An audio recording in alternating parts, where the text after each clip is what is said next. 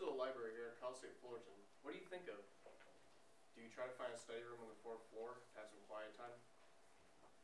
Do you try to finish an assignment, such as an essay? Or do you check your email to see if your professor sent you anything important regarding the next class meeting? Chances are you're probably not too worried about something bad happening to your well-being. Why would you? It's a library, it should be safe. Well, students 36 years ago felt the same way until an employee went over the edge. Today I will share a story of someone who had a delusion that pushed him so far that he murdered on our campus. I will go over what happened that day, what his motives were, and what happened afterwards.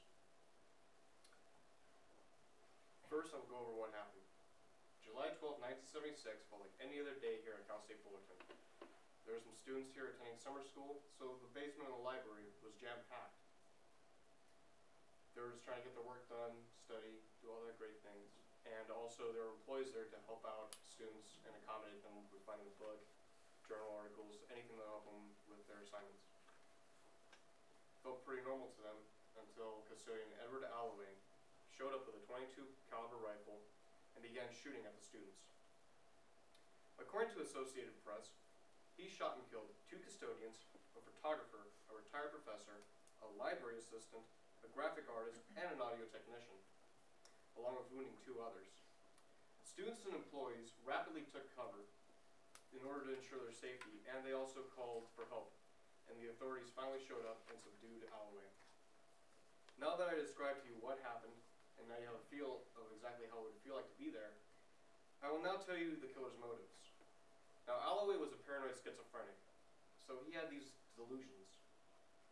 Some of them included the fact that he believed that pornography was being made at Cal State Fullerton. And being an employee here, he felt that it was important that he told his coworkers so they get to the bottom of it. Obviously, it sounded crazy to the coworkers. Why would they make porno at Cal State Fullerton? It's nuts. So they laughed at him, and that just really fueled his rage even more. Also, he thought that the library was being used by homosexuals to have sex in there, and he thought that they were onto him, so they plotted to kill him. And he felt that he had to act fast in order to ensure his survival. That's probably the most commonly known motive of his.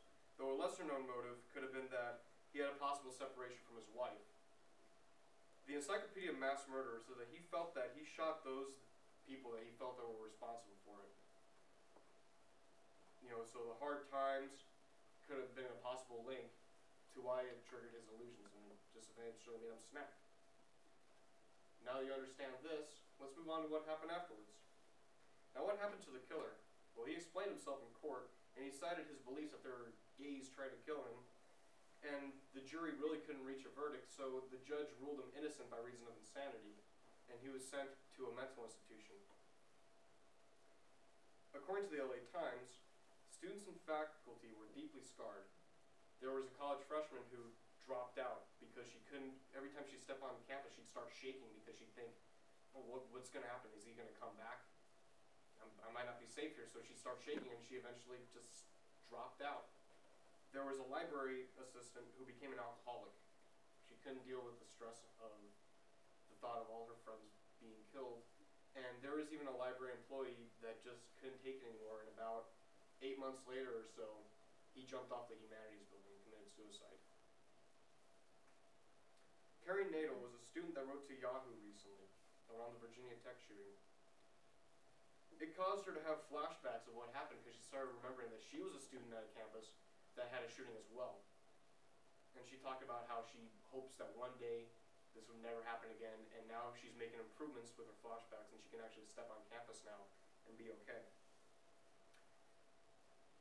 1976 was definitely felt like a normal year for some. They didn't really expect anything was going to happen to them until Alloway showed up and everything made a turn for the worse, and it deeply affected the students, the school, and the community.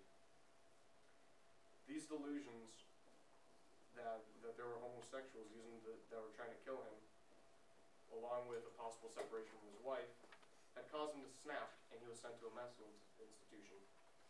And now there was a grove of pine trees here at Cal State Fullerton that were planted in honor of those who died. Isaac Newton once said, "I can calculate the motion of heavenly bodies, but not the madness of people." Humans have the ability to do great things. We went on the moon, we do humanitarian efforts, such as like when Haiti had the earthquake, we helped them out. But we can also do unspeakable acts of cruelty. And Alloway opted for the latter and changed the lives of many people for the worse. Thank you.